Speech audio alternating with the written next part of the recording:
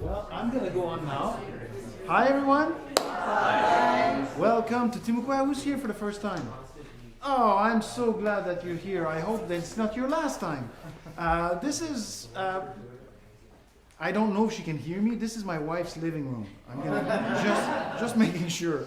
She's teaching piano up there in the first door that you crossed. This is our house. We built this place for you and you. Yeah. For you and your good friends. So when you get out of here, you're going to be tempted to tell everyone about this place. Don't! Just tell your good friends, okay? The people you really like. And actually, like on the serious note, like this, there's only like a week left to the United Arts Collaborative campaign.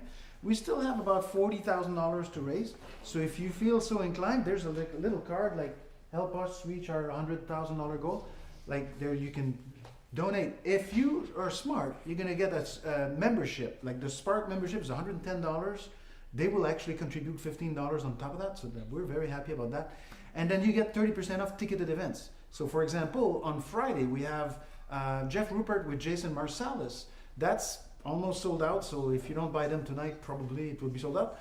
And then on Saturday we have, and it's $30. The ticket's $30. But if you remember, it's $20.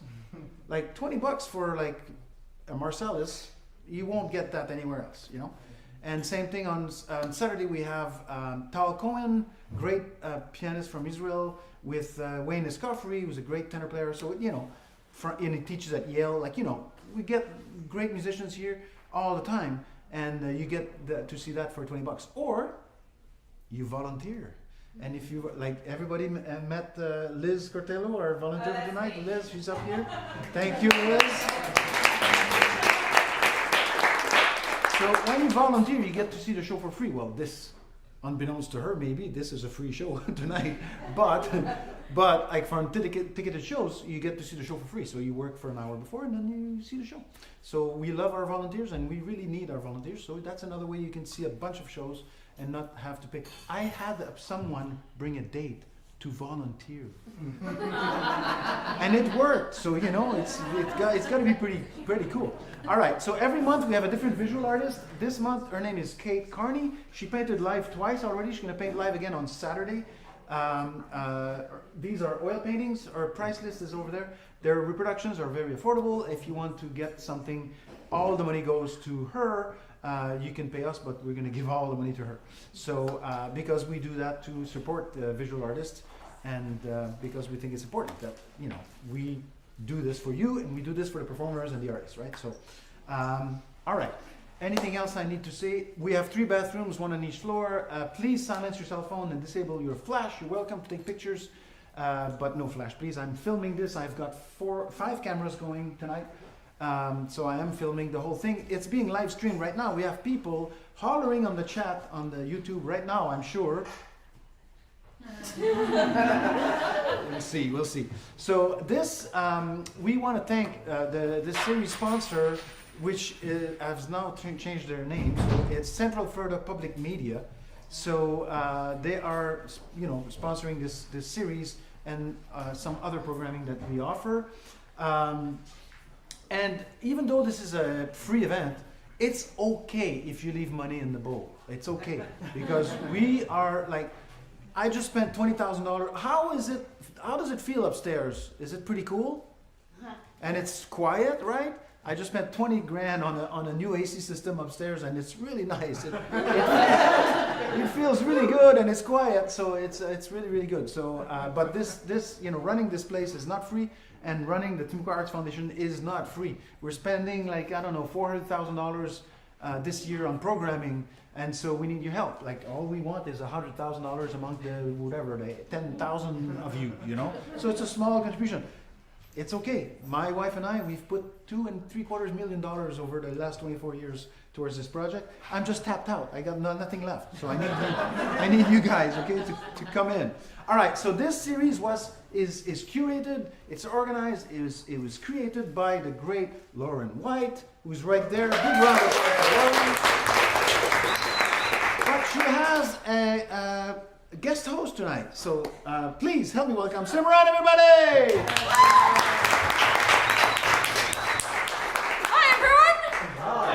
Thank you, Peter, and a big round of applause once again to Lauren for curating tonight's show. It is fantastic to see all of your beautiful faces today. Thank you for spending your Sunday nights here with us. I'm so excited for tonight's showing of poetry. We've got such diverse, such wonderful poets coming up here today with so many different styles, so many different artistic takes. And just so much talent. So I'm so excited to kick the night off, and it is an honor and pleasure to guest host today. How's the energy in the room today? How are we feeling? All right. We're live. We're here today. I love to hear it. Without further ado, we do have a ton of poets to get through tonight, and I want to hear from as many voices as possible. So I want to start today by introducing our headliner. Our headliner today is River Coelho. That's good pronunciation? Yep. River Coelho! River, who uses they, them pronouns, is a storyteller and change maker. They are the author of Humpy, which was just recently published in February. It's a multilingual and multimedia poetry collection published by a publishing organization called For the Books Trapped in Airports Publishing Studio. The book explores reconnection and conversation with the Andean cosmovision.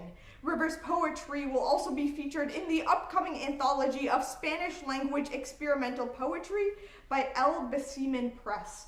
River's previous collections, Faith Fee and Selves, were published by Homey House Press. Their poems have been featured in the Poetry Corner and the Chicago Reader and the Poetry Foundation, as well as Sweeter Voice Still Midwest Anthology by Belt Publishing. So you can find their work in a lot of cool places.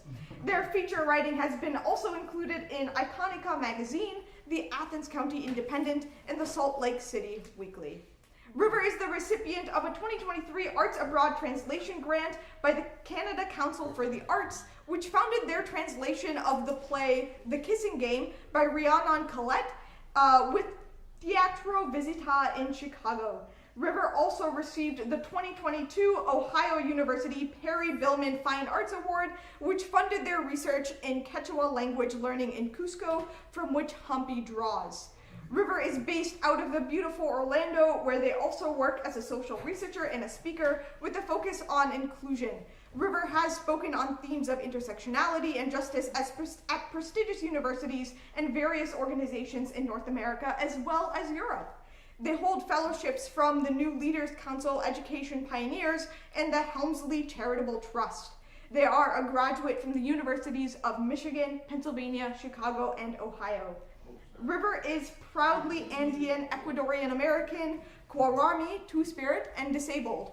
You can find River's book, Hampi just outside on the right-hand side table, and their Venmo is also included on that table. Their book is written in 3 different languages and includes original photography. The flow is so unique, one of my favorite poetry collections of all time. I highly recommend checking out their book after tonight's show. So without further ado, let's welcome River to today's stage.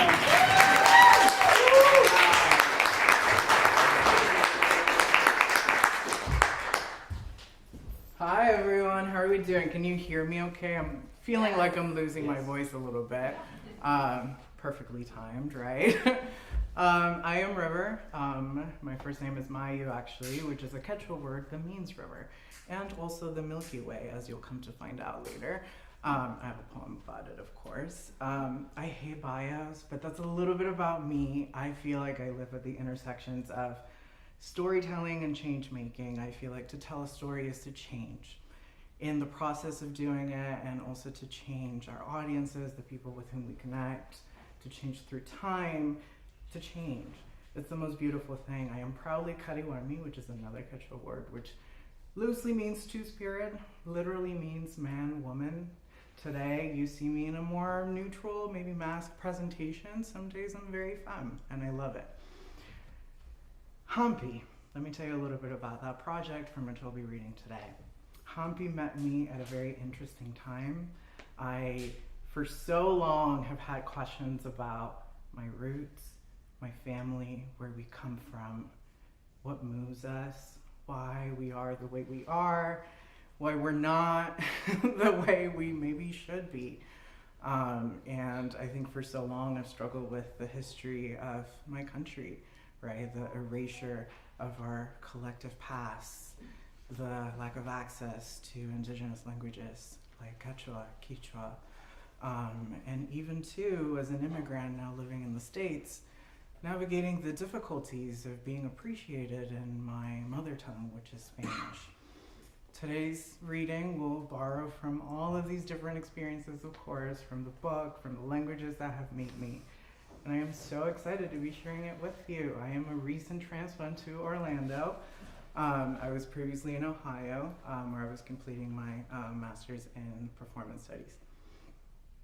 And it's just lovely to be here, to be closer to family, because of course that's what drew me here, very fitting.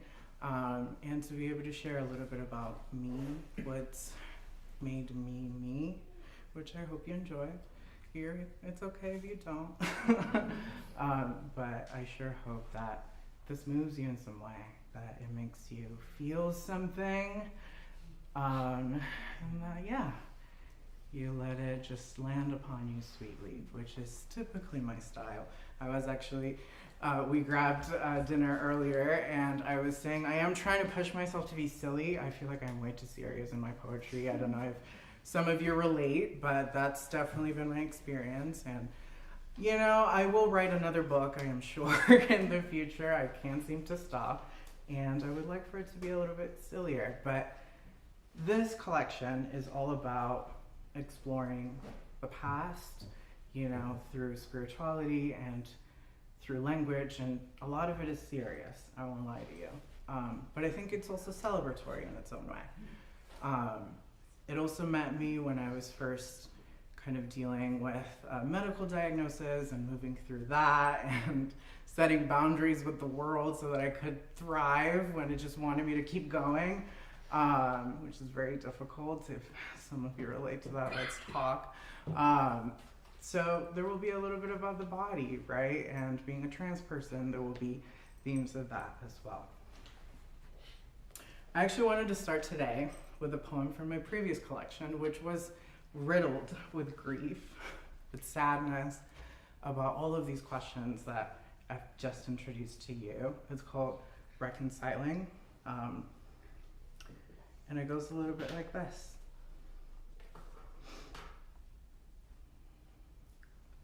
I cry sometimes because my restless soul struggles to travel freely through diaspora. I am no citizen in either of my homes, detached from my queerness, from family, and still too new to the style of the North. Sometimes I cry because I want to know much more. Real clarity of my own histories. I'm greedy, crave more than my mom's old stories.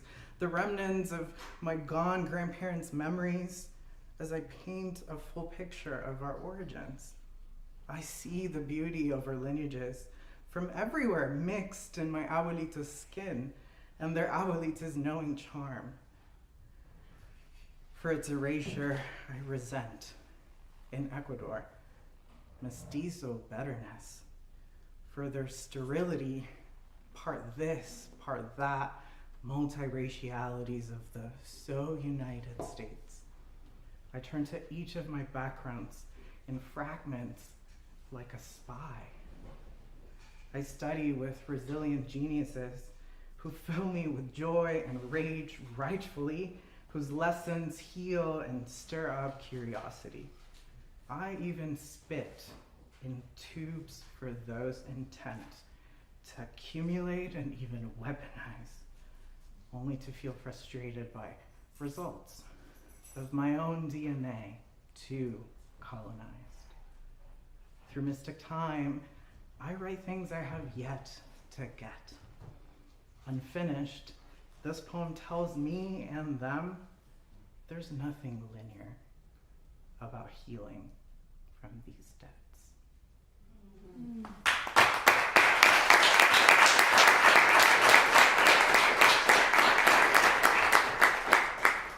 When I wrote that poem, I was obviously feeling very angsty, as one does. But I feel like I've grown so much since. I have found so much empowerment in the research that I've done over the years, which literally took me to South America to learn from Pacos, or shamans as they're known in this language, about our histories, our ways of healing. You know, I had questions about our roots, but also about my body, and I found in the spirituality and this healing practice a lot. One of those blessings was reconnecting with Quechua, the indigenous language of the Andes, so it feels fitting that to start from Hampi, I will start in it. Kipa inti wanyu punchaipi, mama kiyaka new kaman hampuran. Hurikuchikuita kuwaran. Hampita yachaita munankichu. Hampikika tiximuyaita. Tiximujuta hampinka. Hurkuyaita manyakuwaran. Asukita saki. Hampikika haika kunampach. On the most recent total solar eclipse, our mother moon revealed herself to me. She brought with her a gift for me. Are you ready to learn my medicine? What heals your soul will heal your world. She brought with her an ask for me. You must renounce your shield to let it in. I'd build my armor for my toughest war and spent too long forgoing other parts. This time, why couldn't I just receive? Why did I always seem to lose to win? You've only swept out karmic debris. You're making room for who you're supposed to be. Let me take you south, west, north, east to learn the magic your people could not keep. In the end, my earliest matriarchs trusted Moon too. So I did as they did and trusted too, and embarked on my proudest story yet. Hampi.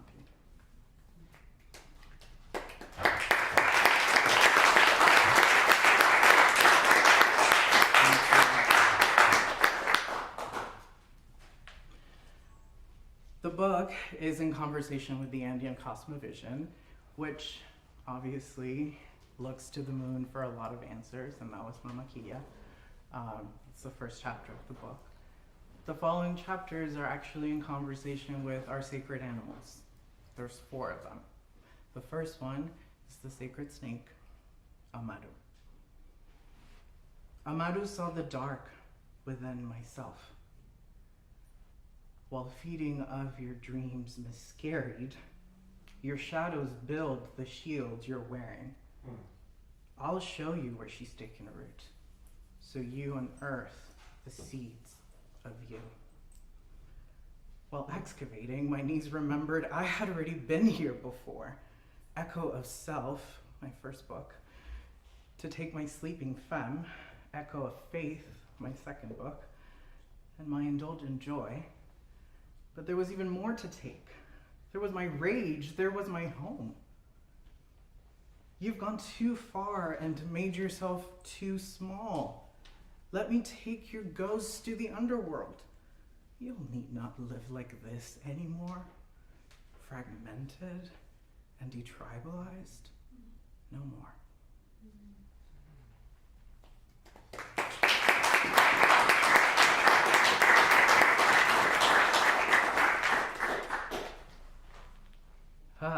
That chapter is always difficult. It's hard to come to terms with the fact that sometimes we gotta unmute what we've muted. And I think for me, I always felt too timid around questions of identity. You know, I had for a while been wrestling with being queer and being trans and what that meant. And it wasn't always so clear. I feel like I've come out way too many times. Are there any queer or trans people in the room? So make some noise. Yeah? Okay. Wow, we're so quiet. That's different. It wasn't always so clear, and so I've come out a lot of different times, I feel, and I've found some security in that journey for sure. But when it came to the histories of my country, I felt inadequate. I felt like I didn't have rightful access to this knowledge. I didn't know where to begin. You know, we don't speak Quechua in my region. You know, it's been completely erased. There's still questions that want to erase the parts of us that were Inca or indigenous, and I just didn't even know where to begin.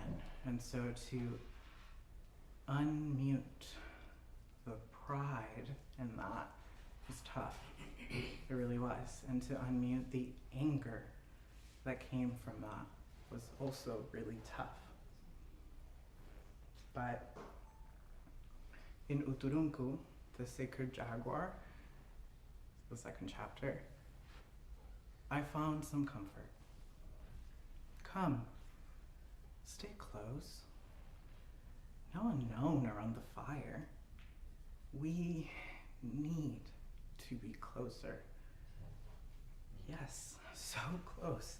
Vulnerable somehow, moved, different, true together. The truth is this love. Silent moments, no? Madness, perhaps? The reason, you ask? Fire.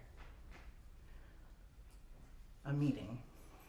Uturunku spotted my fear of our human plane and said, "You have moved through this earth way too timid and without intention.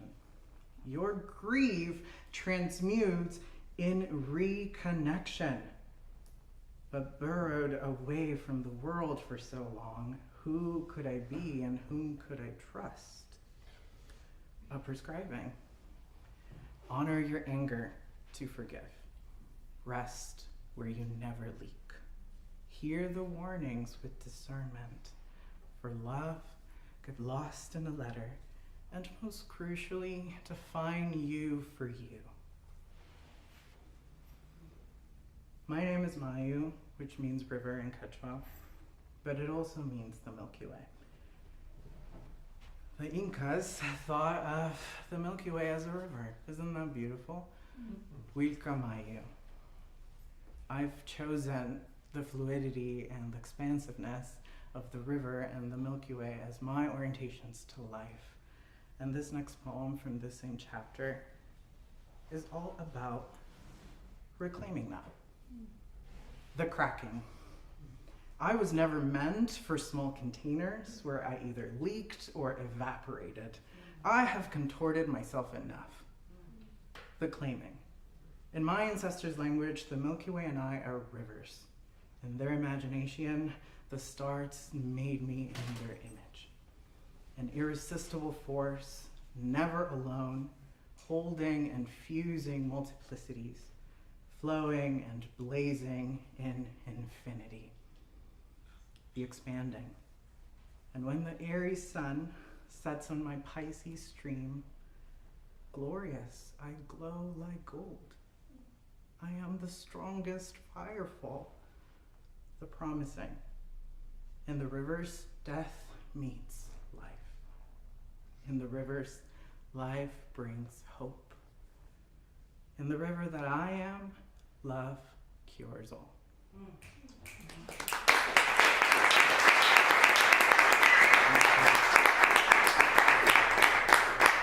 How are we doing on time? I want to be conscious of it. All good? Wonderful. This next poem is from the next chapter from the book, which is To the Sacred Hummingbird, which is really a bridge to our ancestors. So the poetry in this book really flows like water, and it really is in direct conversation with my grandparents who are gone, and their ancestors. And there's one particular poem that I wanted to read, which goes a little bit like this.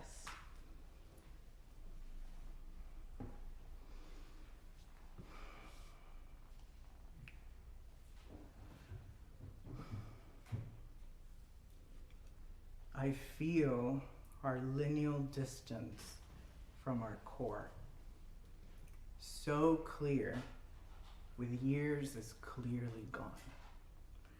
Protectors of the sea first, Mamacucha's heirs, then coastal and farming nomads, then citadinos out of place, so close, then small port, then small spores traveling far north.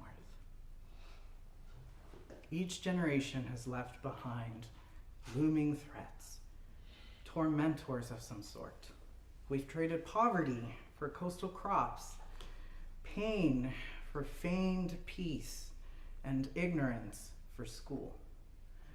We've even nested in unworthy fools at way too hefty a cost, our power source. Feet on her shore. I apologize. Forgive us for our needed space so we'd survive. I surrender shame about our right to learn and be her medicine. In gold, right here, right now, I pierce my aquiline indigenous long nose as my vow to once again be extraordinary, someday whole.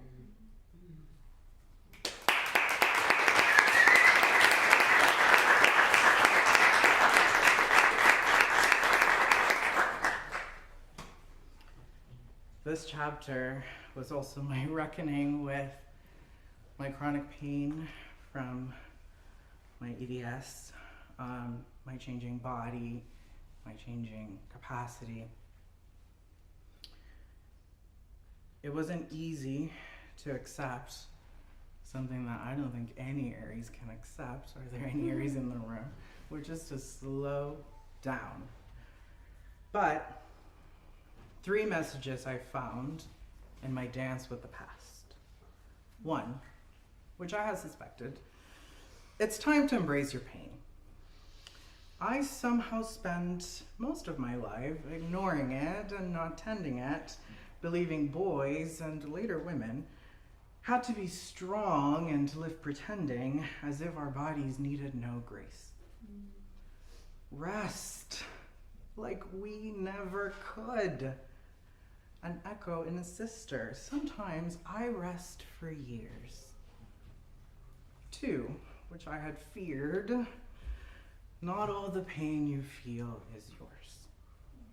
In signature Aries style, I'm simply the first in 3 generations to have met this pain this early in life. You cannot carry all our traumas. An echo and a teacher, set boundaries with your ancestors too. 3, which I needed. As you explore, turn to us first. I've been searching for answers for how to manage all this pain and the ideas of the colonizers and who's shocked. Turn to those who see all of you. An echo in my mother. Find who doesn't want you out the door. Thank you.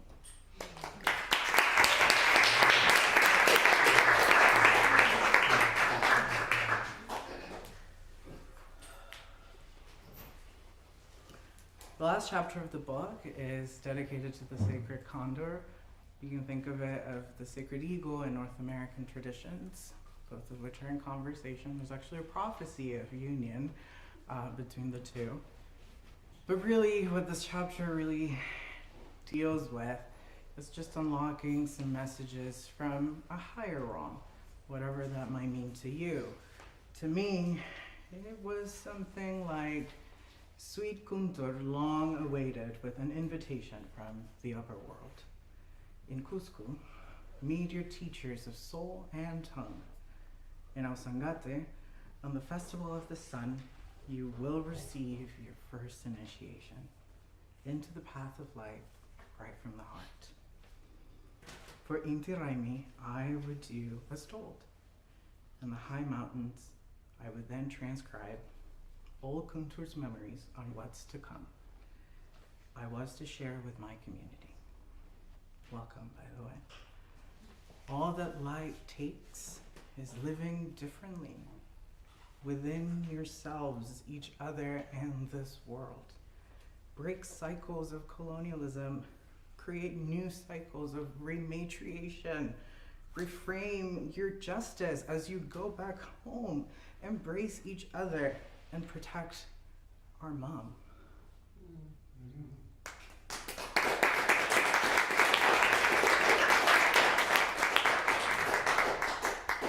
Histories deprive some of us of our homes, erasing natal ties through horrid means, and yet our earth will always mother us when we connect with her through spirit.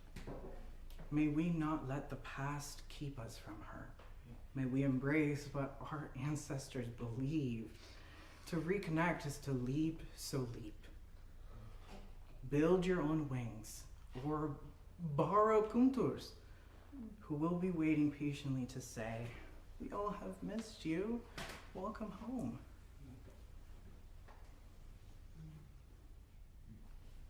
I'll leave you with this. She's in pain.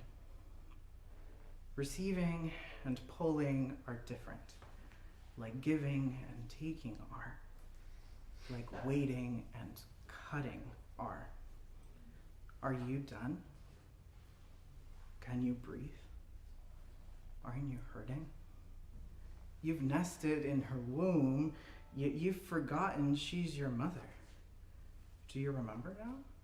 She and you are the same, like how you and I are, like here and heaven are. You must protect her now. Take less. Thank her each time. Plant more. No need for power, for gold. Our strength is vulnerability, not impenetrability. Everything, everyone must transform. Our leaders are elsewhere, right here. Young, old, love, born. Thank you all so much.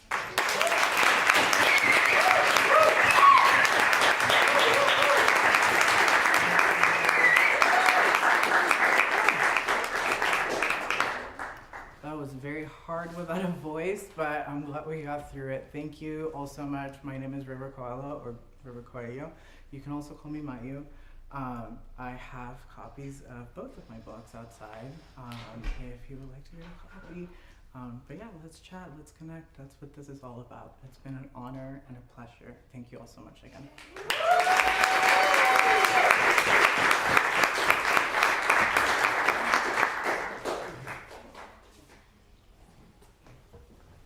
Can we give it up one more time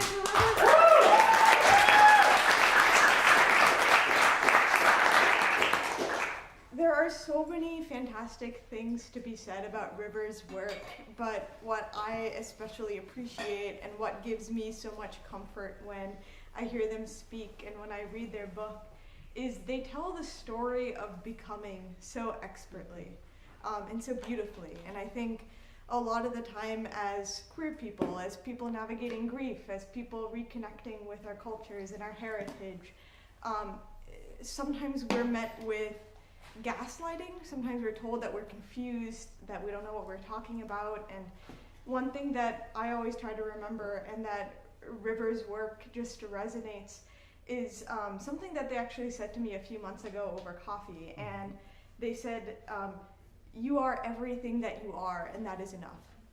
And I think that speaks volumes about the work that they do and the legacy that their words leave on readers. So I would highly recommend checking out their book and supporting them, as well as just everything that they do. So thank you, River, for sharing a piece of this.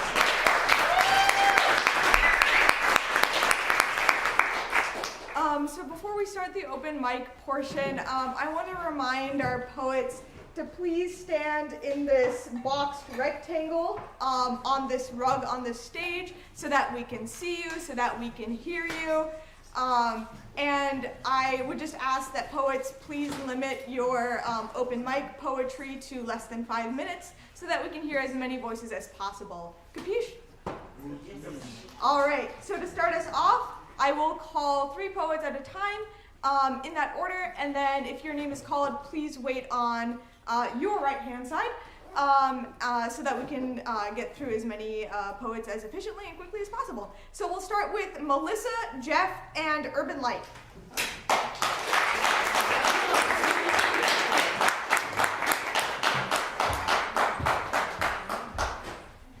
Good evening. This is called Breathe.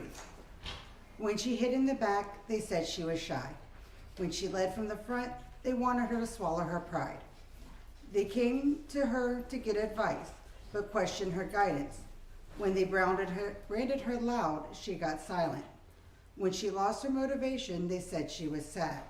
When she disclosed her dreams, they called her mad. They said they would always be there, always with an ear. They offered comfort while laughing at her fears. She listened, taking it all in, wondering if she should be the girl they told her to be, or the girl she sees within. She walked into the forest and stood with the trees. She listened to the wind whisper and danced with the leaves. She spoke to the willow, the elm, and the pine. She told them what she was told time after time. She was either too loud or too quiet, too fierce or too weak. They said she was too wise or too foolish, too bold or too meek. Next she found a small clearing ringed with fire. She stopped and listened to what the trees have to say to her. She sat there for hours, not wanting to leave, for the forest was quiet, just letting her breathe.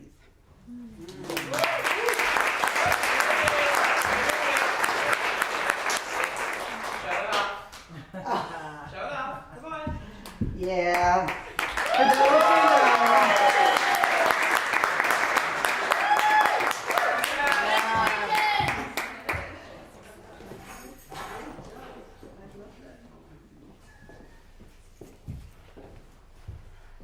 Hi guys, good evening. My name is Jeff. I go by the pen name J. Scott Thorpe. This first one's titled Suffocating. Falling into myself, I have not taken a breath since we last spoke. I've slipped beneath the surface like a drowning man. Suffocating never felt so good. You're like a live wire jolting me to the core. As much as it hurts, it's too hard to let go completely. But how can one live like this? Between moments, between life, between spasms of you. The sheer exhaustion of need. It's enough to suck the life out of the strongest of men and leave them an empty shell of what they once were. I've thought to call or text you, but how can I come back from this point of suffocation? You can't, and I won't.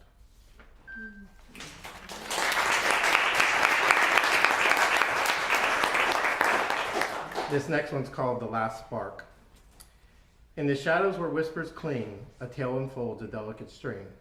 A spark, a jolt, a line cut clean, a dance with danger, a fate unseen. The last spark, a blaze profound, brightest before silence was crowned. It shocks alive a vibrant arc, yet wields the power to leave a mark. Sparking out a brilliance untamed, a paradox, a mystery named. It lights me up, your presence near, a live spark, both hope and fear. Alive and kicking this fiery dance, a touch that lingers, a fleeting chance. Take my breath if you so desire, a last spark, a soul on fire. Life's support, a futile plea, unable to revive what used to be. With you it's a mountain's edge, a precipice, life on a razor's edge. Can't live holding a live spark, too close it leaves a lasting mark. Keep my distance, let it fade, but solitude feels like a charade. A paradox of yearning, a silent shout, the heart torn between fear and doubt. For once you felt that fiery art, can you live truly with a quiet heart? That last spark, out.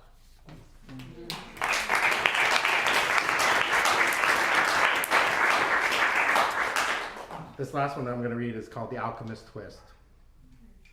In the alchemist's lab where secrets lie, a potion brewed beneath the sky. The perfect pill with its mystic twist, crafted in shadows veiled in mist. Like morning's calm, it rises pure, yet harbors secrets deep and obscure. With precision keen as a blade's keen edge, life's elixirs from the alchemist's pledge.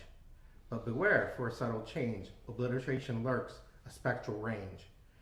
Your essence flows what needs its brew to feel alive, yet numbness too. Counting the days until we meld, counting on pills to get through hell. In this alchemy of soul and mind, the perfect pill its secrets bind. So tread with caution, seeker bold, for what you seek may never unfold. In the alchemist's grasp, truths and lie, the perfect pill beneath the sky.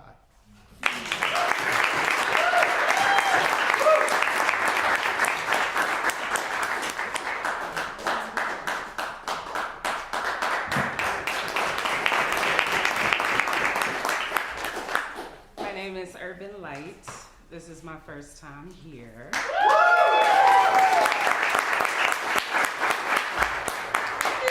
I feel so much love. Thank you.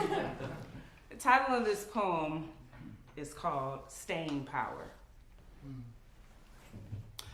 So I got this phone call the other day, and there was this female on the other end with some things on her heart that she felt like she needed to share with me. Telling me things about my man that she thought I didn't know that I already knew. And not only did I know them, but I knew that they were true. Being real graphic in her conversation on penetration, real explicit about her and my man, all because she just really needed me to understand. So after she got finished saying everything that she needed to say, I said, okay, girlie, so you want to call and play with a real woman today? So, hello, Barbara. Yeah, this is Shirley. You see, the man that you're sleeping with, he's my husband. From the top of his head to the soles of his feet. I got the last name and the wedding ring, so therefore another chick, I don't need to compete. See, for 17 years, we've been going strong. And if he wanted to leave me, baby, believe me, he would have been done gone. But when he looks at me, he knows he's got too much to lose. So compared to me or a chick in the street, he ain't trying to choose. And of course, if he wanted to get a divorce, I'd take his ass to court for child support. You see, when he looks at me, he knows he's got his ride or die chick, the one he needs to be with. I'm the one that's got his kids. I'm the one that took care of and started his biz. So the next time you find yourself on your knees, you look up to him and you thank him for me. Because I'm too busy taking care of things that women need to do. And about one day, he will forget all about you. He'll ask me for forgiveness, and I'll forgive him. Because joy and pain, sunshine and rain is sometimes what couples have to go through. In about 1 week, you'll be out of my heart and off of my mind. And everything between me and my husband will be just fine. So, the next time you find yourself all alone and home and you want to call this woman on the telephone, please, chick, don't. Get some class. Because my husband will never leave me over a piece of ass.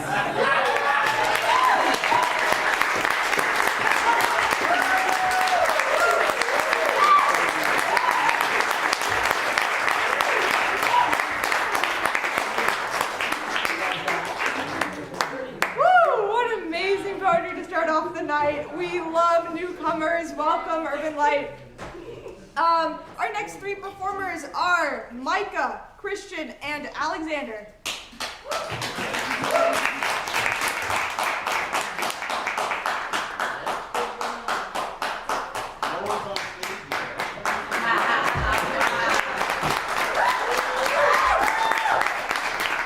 This is also my first time ever reading poetry.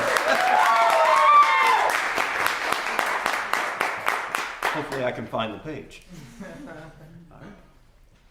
You are not alone. You who feel so often as if you are outside looking in. Those who have forgotten what it is to feel remembered. Those struggling in a mighty battle that no one else can see. You are a warrior. Mightier than what you feel. Brighter than what you are able to see. We are beyond proud of you for choosing to be. A difficult day doesn't have to be bad. It's strange to remember we can understand. One more breath, one more moment. While the world and your mind spin, those waves crashing against you will slow. While each second passes, new strength will grow. Find that in your fire. Give it time and air to grow. Let it pass through you, lighting beyond the pain you know. When you feel weak, you are strong. Like the whole of nature, beyond what you see or feel, you are here. You aren't lost, but waiting to be found. Breathe and take it in. Let yourself slow down. Give it all to the universe. Your grief, your anger, your fear. It's okay to live on the outside. Because when you look through the eyes of the universe, we are all here. With love, you are seen. With heart, you are known.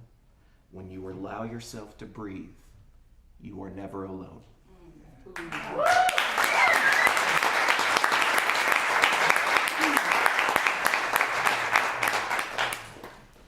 Circling around through space and silence, the moon reflecting the light of the sun, it knows its light, its love, its warmth.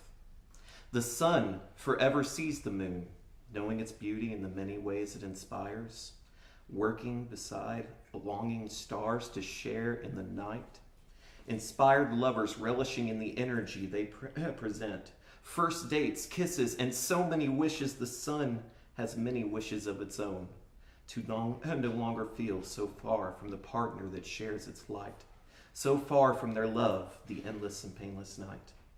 The sun may reach for the moon with the passion and the fire the moon reflects, but that would be too strong, burning and destroying.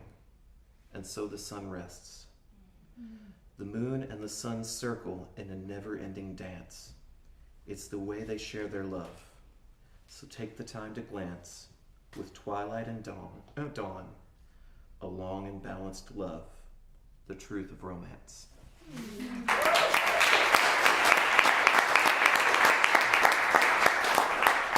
This is dedicated to any parents out there. My love shall flow upon the wind. You'll find it when in need. It's there in every breath you take, in every heartbeat. To protect you from hatred's charm and heal you when in heartbreak. When you are sad and the world is cold, you will always feel its warmth. When you feel lost and all alone, it'll flow and travel far. It will guide you through the darkness to a warm and gentle hearth. And when my time comes and my light fades, the wind will still be there. To wrap you in my embrace, you will know I am still there. To send my love upon the wind, that you may always feel my care.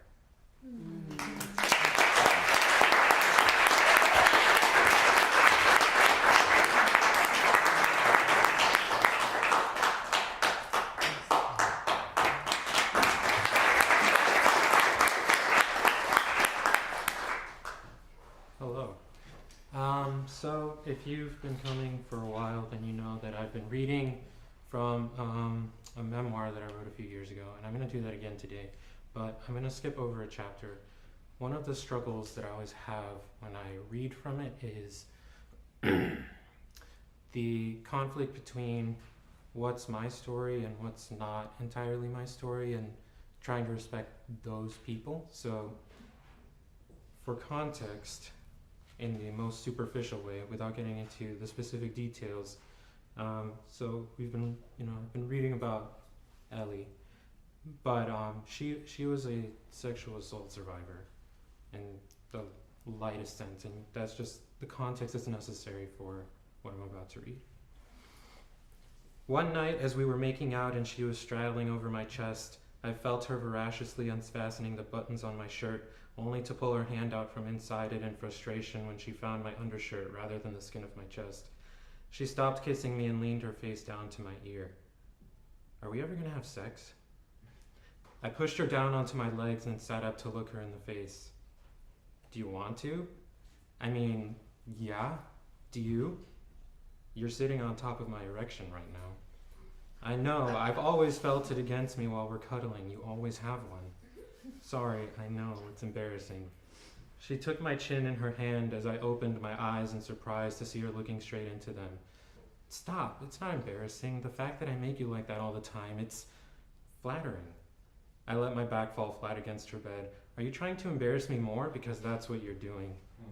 I let out a deep breath and sat back up to face her.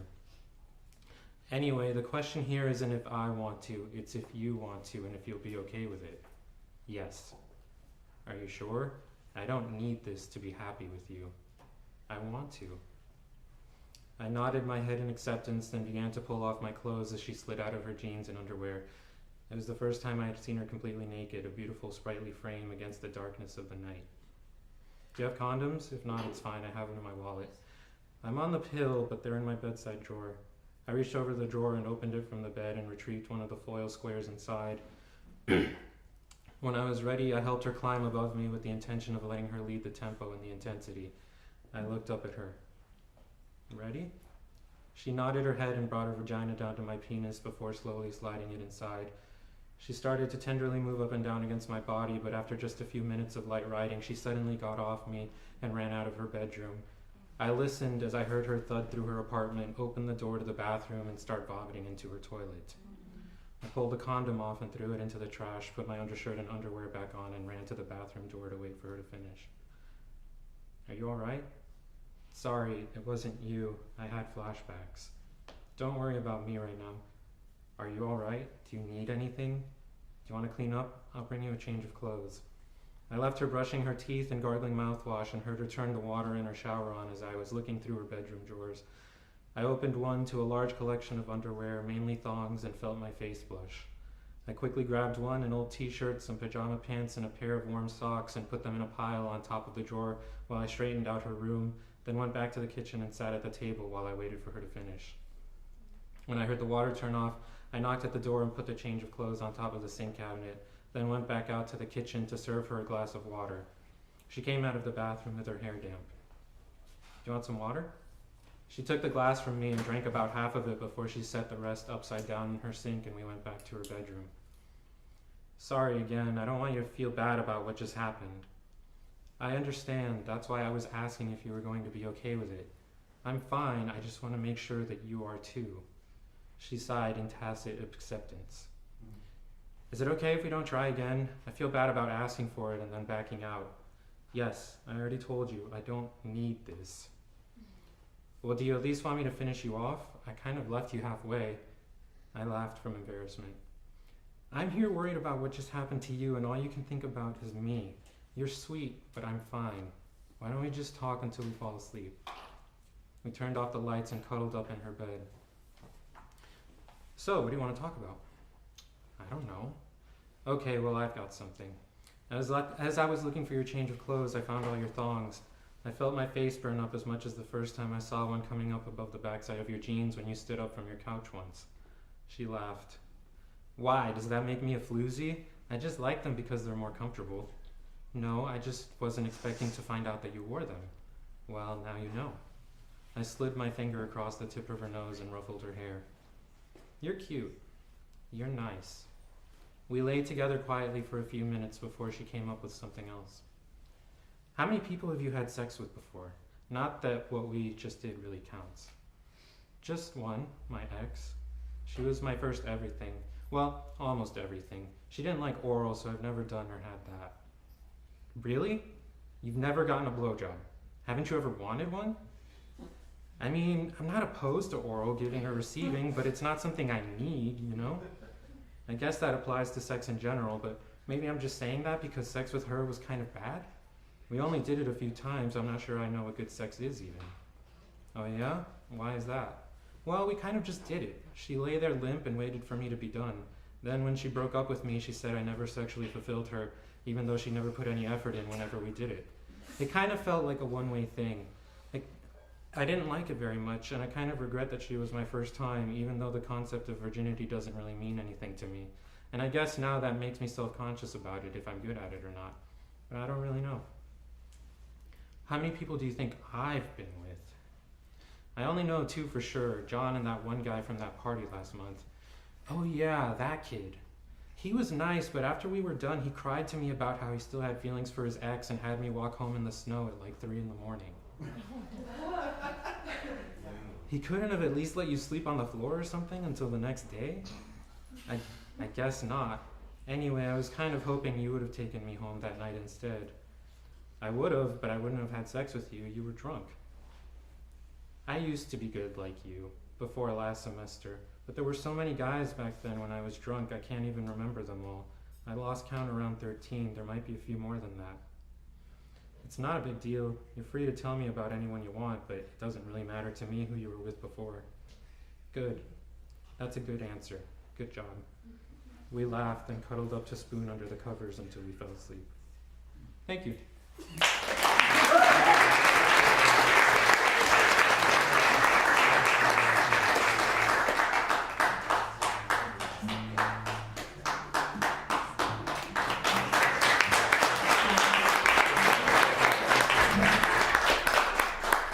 Hello, everyone. My name is Alyssa.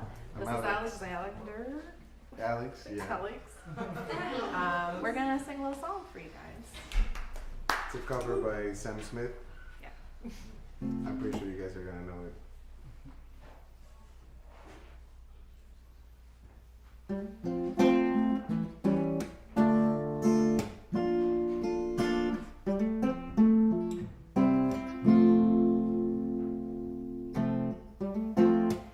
You and me, we made a vow, for better or for worse. I can't believe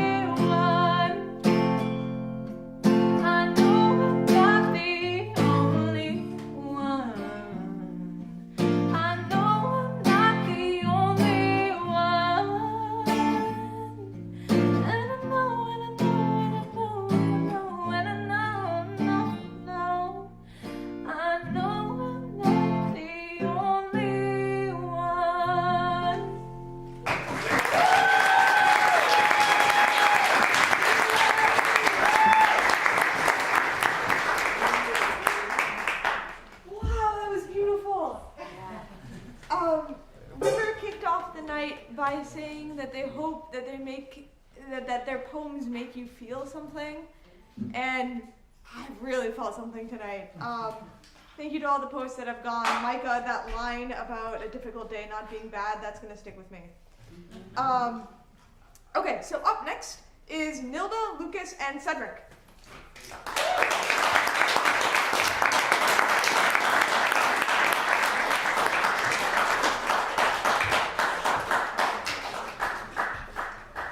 Hello. I'm thrilled to be here again. It's the second time I'm here. I have a book of poetry that's called Alborada, Dawn, a cross-cultural memoir in poetry, and it's based on, my life experience, my long life experience. And after this, I'm experimenting with other kinds of poetry besides memoir. But I'll just give you a little example of something here. It's called Realization 2. Childhood love, thought eternal, faced life's wrong turns with coldness infernal. Broken vows, brutal betrayals, long waits, drawn out hopes. Passionate reconciliations kept afloat by practiced lies perpetual. What honest heritage would I restore with sweet, unaware self-deception that built scornful castles in air, dark dungeons for my detention? Why wait for the prodigal prince who swore eternal love and protection?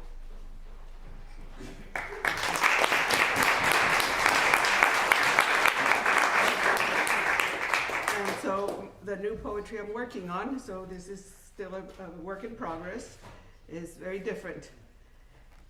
Those pie-faced fools was a line that I woke up one morning and I said, what? That's really crazy. What do I do with that? So I just started, writing around with it and fooling around with it, and this is what came out. Piety-faced fools, the pie-faced fools. Fools with pie faces, faces of fools struck by pies, their peace on false faces. Fools, those pie-faced ones, with faces struck by piety. What fools! Fools, I say, what fools! Faces facing foolishness as pies are pelted on them. Petty piles piling up on foolish faces that file by, petrified of paltry pleas. Perhaps foolishness is poetry to pie-faced fools.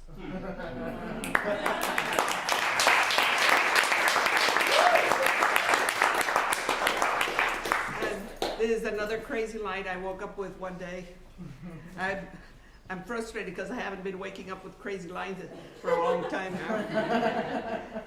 So, this is the first line. She woke up dead.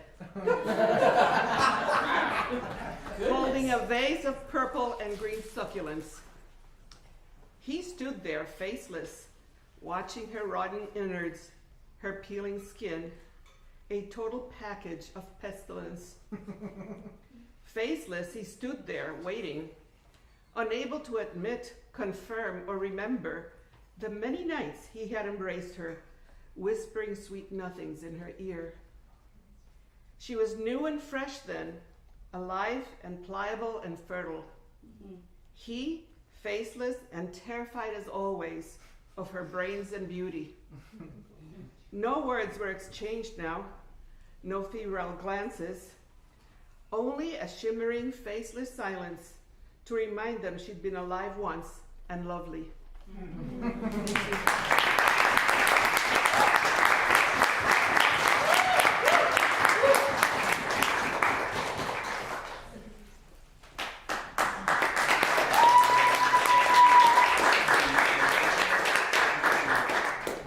Never done anything like this before, so I'm very scared. I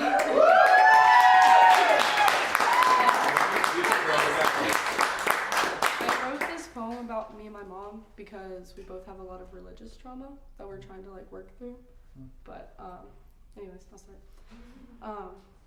If God was only so loving as to spare the daughters of the pastors who would get his words wrong.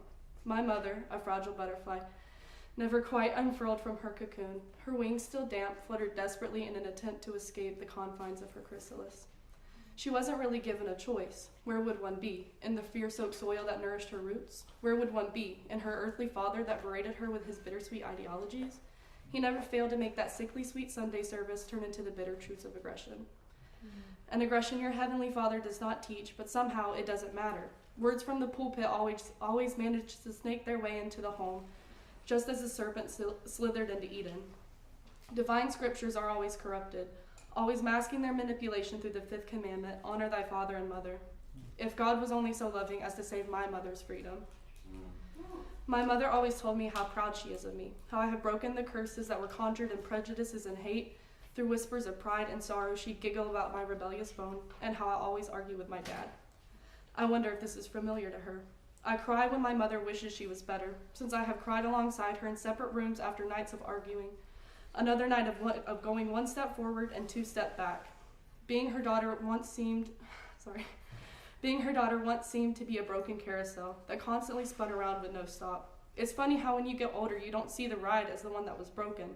You see the suitcase it was pulled out of from the maker who wanted to build an empire in a day. If God was only so loving as to breathe his breath of life into my mother in his week of creation.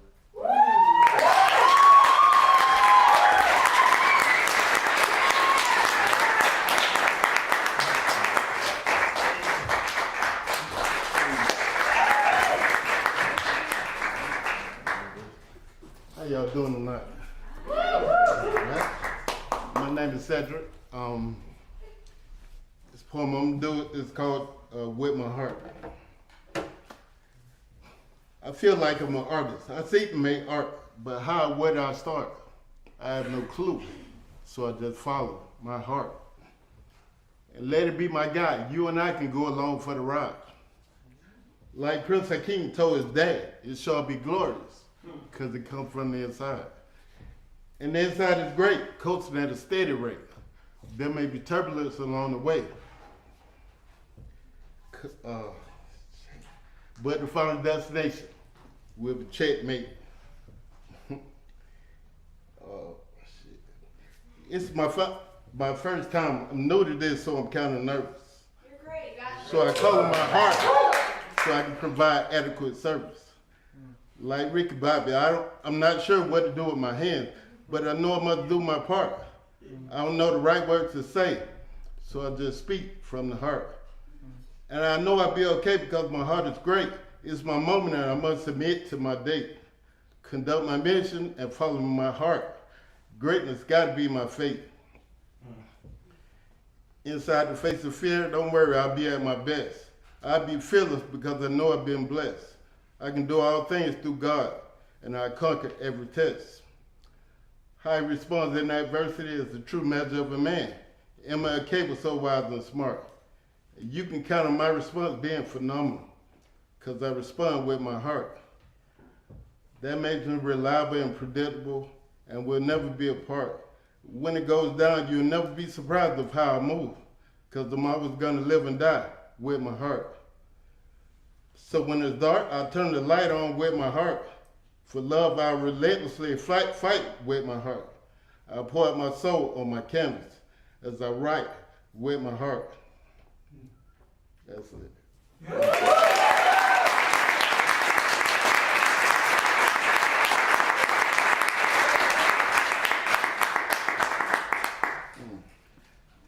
want to do one more real quick.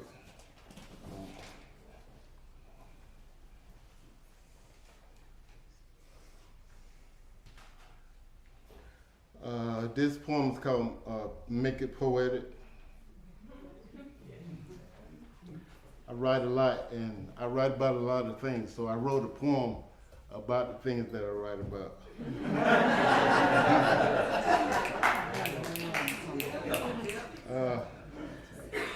People ask me why I write. I say it's an avenue to, they ask me why I write. It's an avenue to let my soul cry, so I can see and smell the tears. Writing is my peace, and let me tell you why. Inside of me there's a light that must shine bright. I have to let it out, so this is why I write. My personal journal, my feelings are eternal. This is how I purge, I make my brain external. These words of my life through opulence and strife, romantic love and heart slices with a knife. I write so I won't forget it, some things I regretted. In order to make reading easier, I try to make it poetic. I write on relationships, the roller coasters and trips, all the climatic highs, all the sudden plunges and dips. My mind stayed at times I put in the rhymes, how I see the world, read between the lines. Times of anti-love, then wanting one from above. My soul makes sense from God that fits my heart like a glove. And it never stops. I write how I miss my pops. When Mom told me he died, I could still see my heart drops to the floor. I write about the rich and poor. No matter how hard we knock, sometimes there's still no open door. So we find another route, some rob and have to shoot. Put it all on the line, knowing nothing is absolute. The cause is disrespect, treacherous death is the effect. Now a man has died by a knee on his neck. 526 seconds till he gave up the ghost. Now hearts are furious. There's protests and riots on every coast. Because right is right, that'll never change. Evil will be evil and cause much pain. Stupid as racism, 40 years, I give them all the credit. I'm gonna call this shit out and try to make it poetic. My people keep it from, even while we wear a crown.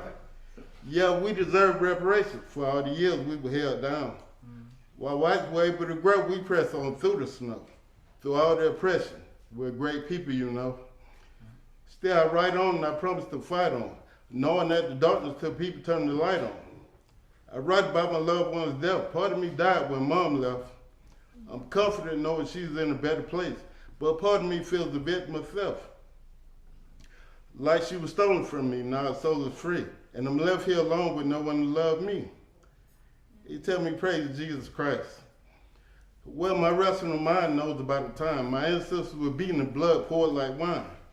Whipped till they confess Jesus. The message is filled with evil slime. How can I believe one that hated me when responsive hate is all that's on my mind? He ran me over like a train. He lynched my brother in the rain. He raped my cousin's wife in front of him, but he put Jesus on our brain. He said it was free, but killed my family. Then gave me the key to eternal life. Man, that's hard to believe. My ancestor was me. I hope I don't regret it. These things I write about and make that shit poetic. And please understand, it's not true, but about the cruel white man back then. Without knowing me, he hated me. So knowing him, his very existence, I can't stand. Through it all, I still believe Jesus will give me all I need. I trust you move this mountain with my faith of a mustard seed. As my pen begins to glide, I write about my black pride. All the superhumans that lived for me, fought for me, and died. I imagine all the nights that they cried, wishing they were never alive. Blacks are dumb and inferior. Today the world can see somebody lied. I marvel at her, I write about she. She is beautiful, precious, and majestic. She means a lot to me. I write about the beauty of sex, her beautiful ass and breasts, her wonderful, brilliant mind, and majestic heart in her chest. How she moves, the beauty she exudes, her different colors and unpredictable moods. Her immeasurable worth, her precious gift to give birth. She is the living ventilator, the greatest being on earth. To sum it up, I try to educate beyond sight. I seek to motivate when I write. I tell them whether you believe you can or you can't. Either way, you're right. But I really be talking to myself because I'm trying to motivate me. But I know it can motivate others because I know I'm not unique. Let it pass from me, this ain't my cup. I make it poetic to dress the ugly up. I'm my father's son. I discuss things that are dreaded. I can't be scared if it's going to happen, just let it. But this is my life and ideals, and I try to make it poetic. Thank you.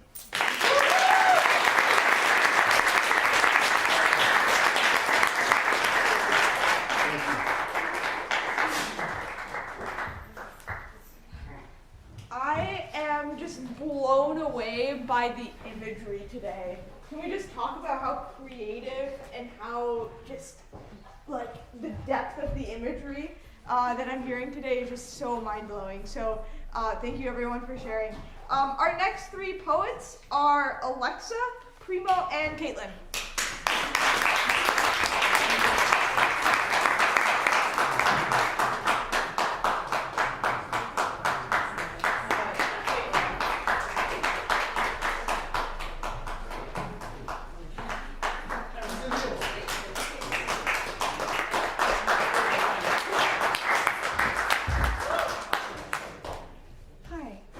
carry on. Wasn't sure I was carrying on.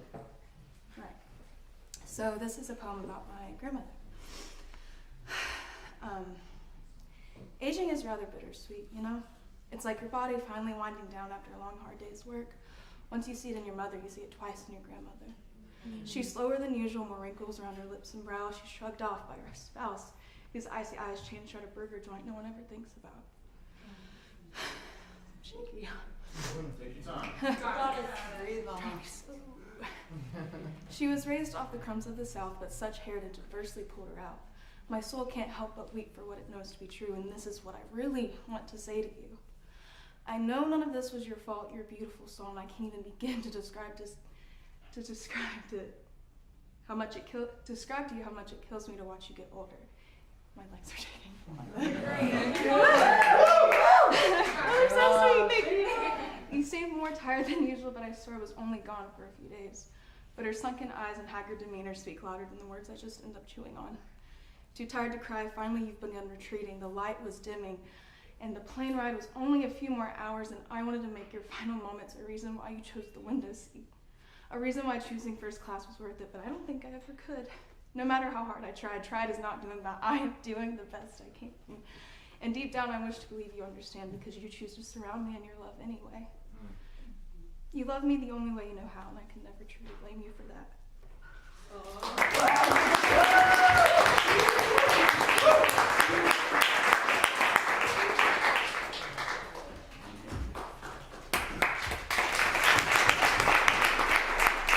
Hey, how's it going, guys? This is my second time here. My name is Primo Santana. The first time I ever did poetry was here last month. I've been doing it a couple times since then, so you guys gave me the bug here, so it's a really great place. This poem I wrote a couple months ago. It's called Contradictions.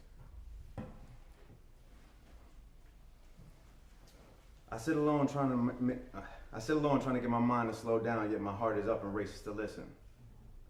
Try to polish off this dullness so I can catch even one ray of the sunshine's glisten. In these dark corners, envying the open fields of grace others seem to sit in, I can barely stand, weakened in quiet thoughts, while parts of my mind can't stop shrieking.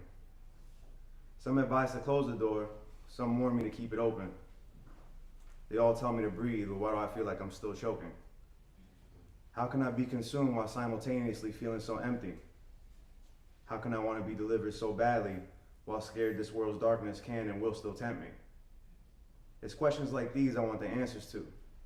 When I get these questions in my mind, I want to ask the one above all we're all supposed to answer to. Am I a devil with a halo? Am I an angel with horns? Am I the beautiful rose? Or just the unforgiving stem of thorns? These contradictions help me listen but make it hard to be seen. Grew up a smart kid, but a lot of the wrong lessons in life I seem to have gleaned. Nothing but veneers for peers and acquaintances, though always trying to be on time for others while absent-minded of my own latencies. Why do I let the ones I love cross boundaries so quietly?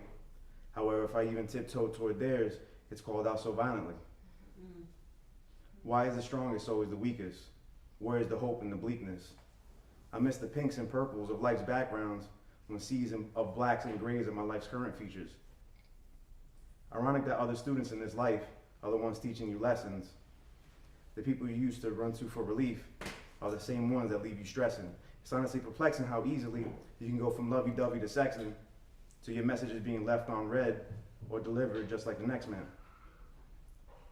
Bottom of the pile of the person that made you feel for once in your life worthwhile went from your battery dying from talking to them for so long to not even knowing when the next time they may dial. Ironically sad how easily beautiful things can be defiled, how innocent things are left feeling guilty as if they got the unfavorable verdict in love's trial. I'm not judging, but also not budging on this description or depiction too, because it's ironic that the worst things for us is what we usually have an addiction to. Burning cannabis to get high when I'm feeling low, trying to center myself when my mind feels like it has nowhere else to go. Is the end near, or are we just at the start of it? I've seen some of life's ugliest things and just always try to see the art in it. Easy to place blame on others without seeing your part in it. It's tough appreciating art from afar when you used to be a part of it. It's ironic to feel destined to remain reminiscing at the end about what you should have done better at the start of it. Thank you.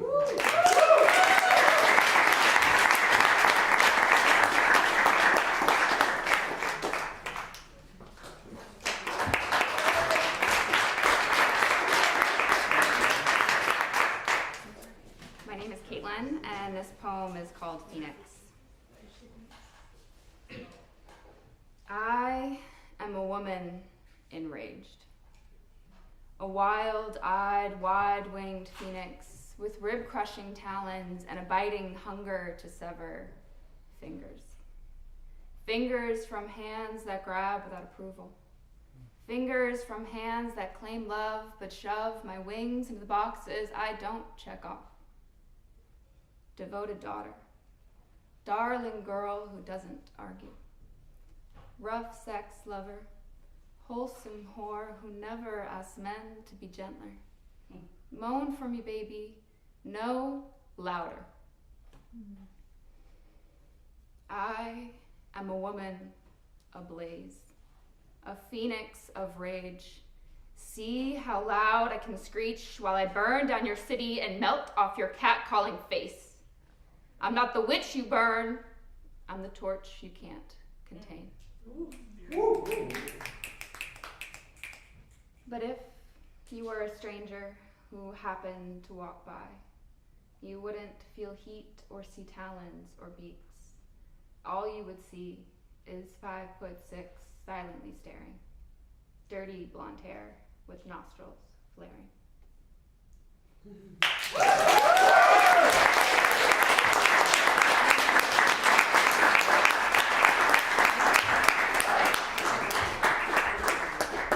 Incredible job, poets. We're nearing the end of the night, and just to respect Peter and his wife's living room, Benoit.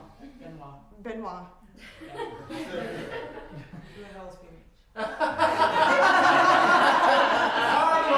It's Carlos. Benoit. All right. Well, we'll bring up the last 5 poets: John Timmons, Laura, Nelson, Cassie, and Jonathan.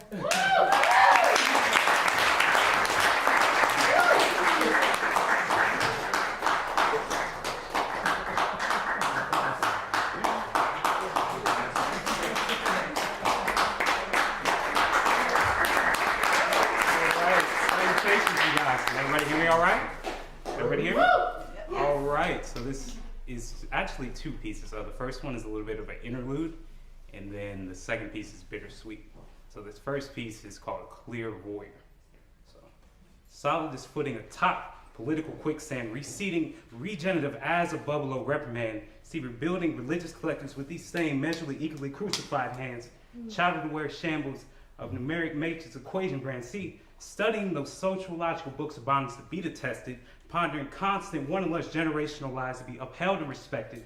See, limiting the wide array of this necrosis doctrine. See, the uncomfortable and unfurnished seats of this wicker sovereign doctrine. Excuse me. All right. So this next one is called Bittersweet. And I know this one from the heart.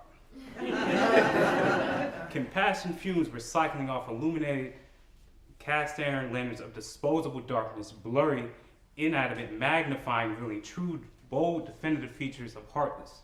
See, queen-size propositions to be aided and abetted, confetti pouring as powerless papers maintain the slave positions of disregarded shreddings through reincarnated spiritual transcendence. Free intentions can break solid, reinforced shackles of low vibrating acceptance, dual quest fulfillment, and nervous speaking partner ventures I do not neglect to mention.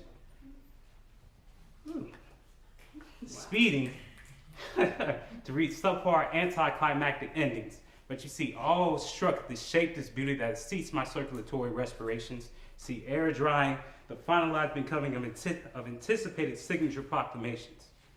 But you see, compassion fumes recycling off illuminated cast iron lanterns of disposable darkness. See, they're so blurry, inanimate, magnifying, revealing true, definitive, bold features of heartless. Thank you, guys.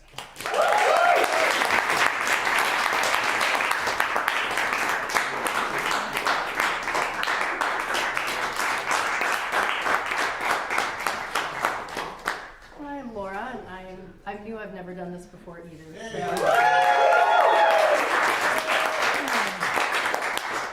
This first one's called Riding the Universe. And I was thinking of your Milky Way line when I heard it. So, not when I wrote it, but when I heard it. Eventually we learn to stop avoiding the inevitable, stop disrupting the flow with arbitrary barriers of fear, erecting dams to stop the rush of the real. Dried up, we beg the dam to burst open, refill our rivers, lakes, streams, to once again float away to who we are. Sailing away under the stars, we become wayfarers of our lives and escape the human rules. Each star becomes a new moment, connects to another, and builds our constellation pattern in the void. We arrive everywhere and nowhere all at once in the galaxy of infinity. Traveling at comet speed and collecting stardust, we are reformed and welcomed back into the cosmos until we are recognized once again. Gravity releases us and says, "Trust me."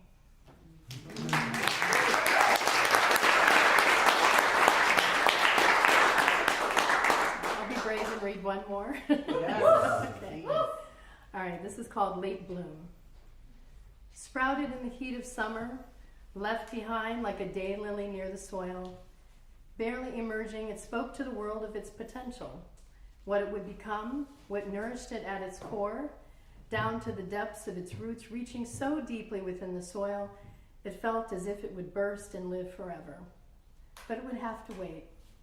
It waited, a resting bud on a branch through the long winter, tolerating the cold and bearing witness to all the blossoms and foliage that came after it and fell to the ground.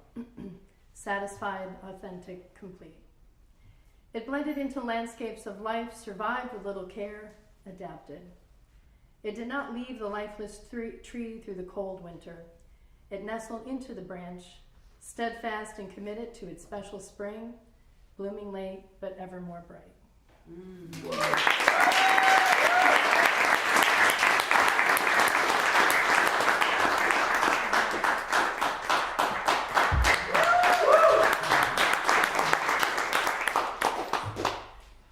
I want you to watch the pendulum swing. And yes, it's all in your head.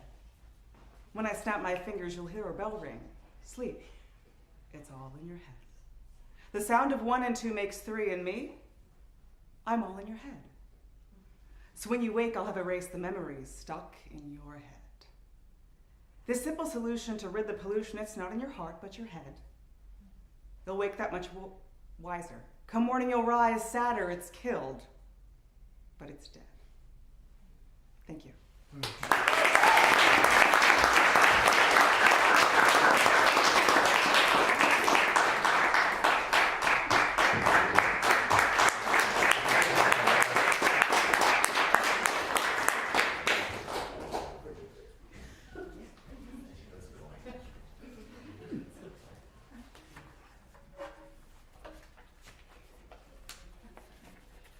Marilyn, thank you very much for giving me an opportunity to do this tonight, even though I hadn't signed up. I'm sorry. Maya Angelou, June Jordan, and Lucille Clifton are among the most influential black female poets of the 20th century. Yes. Poetry is key to political empowerment and provides hope, education, and defiance. In memory of the children of Gaza and the West Bank in Palestine, I'll read to you the poem by Lucille Clifton called Sorrow Song. For the eyes of the children, the last to melt, the last to vaporize. For the lingering eyes of the children, staring. The eyes of the children of Buchenwald, of Vietnam, of Johannesburg. The eyes of the children of Nagasaki. For the eyes of the children of Middle Passage, the Cherokee eyes, Ethiopian eyes, Russian eyes, American eyes. For all that remains of the children, their eyes, staring at us, amazed to see the extraordinary evil in ordinary man.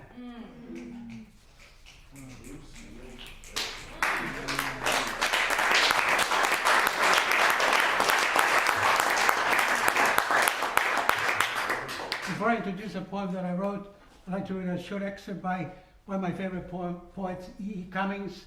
It's called The Most Amazing Day.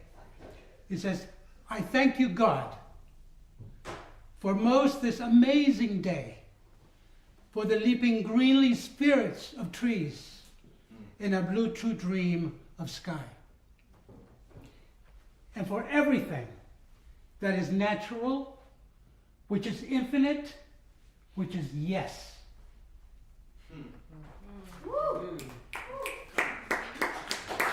This is my poem. It's called Poetry, but it's P-O-T-R-E-E. Okay? We fell in love and had a dream. It has held us together. We found each other beyond a borderline with our frontiers. Poetry in the art of making. We embraced the world for what it held, for what it gave us. Buried seeds gave us strength when badly needed. Trees out in the field dispelled our fears of what we could foretell and what we would remember. Oof. Just like the night brings down the jungle on the souls of lonely ghosts who drown by thinking in the art of making. Words have a profound way to reveal the truth, like trees in the forest standing. And if we've lost our sense of home, it continues to bless the ground beneath us. In facing the fierce night of stone, in tears breaking on a distant shore, in an open sky of memories of home, the secret life of trees, coming back into our own, signaling where we belong.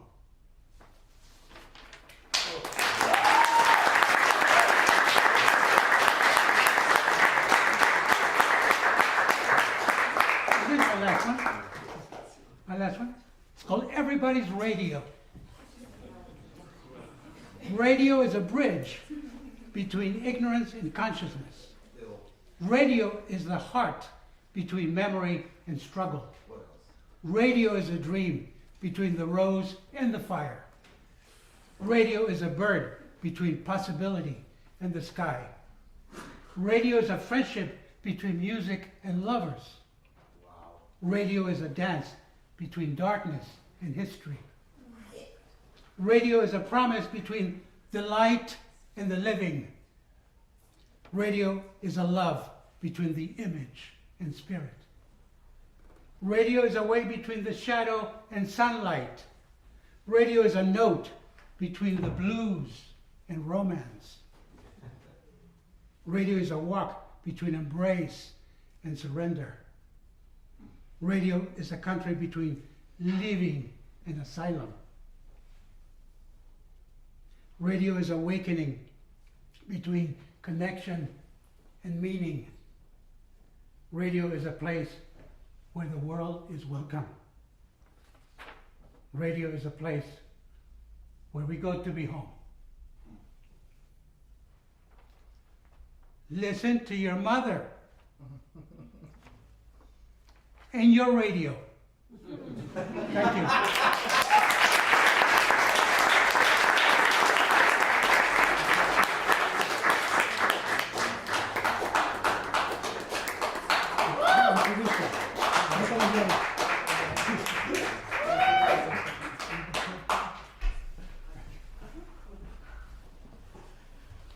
Hi everyone, I'm making an appearance for the evening.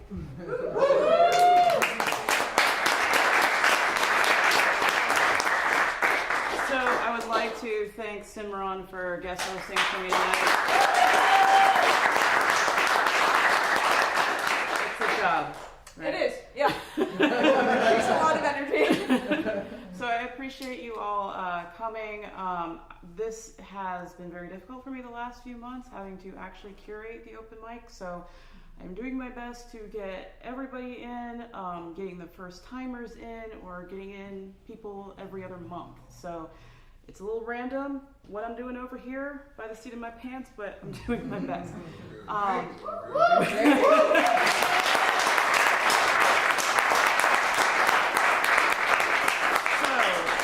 to that end, we are going to start closing the open mic sign-up sheet early.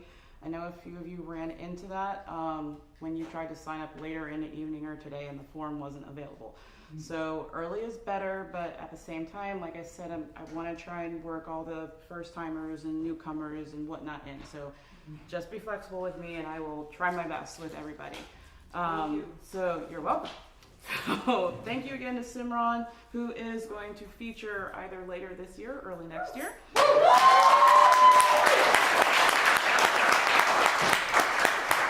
Thanks again to River, who this has been months in the making with you. And again, this show is the third Sunday of every month, 7:30. My Instagram handle is _poetic engineer. I will post photos and videos that I have of this show online. Please tag me. I will tag you. Please follow me. As usual, if we can get everybody that performed up on the stage right after the show, we take our little lovely artist photo.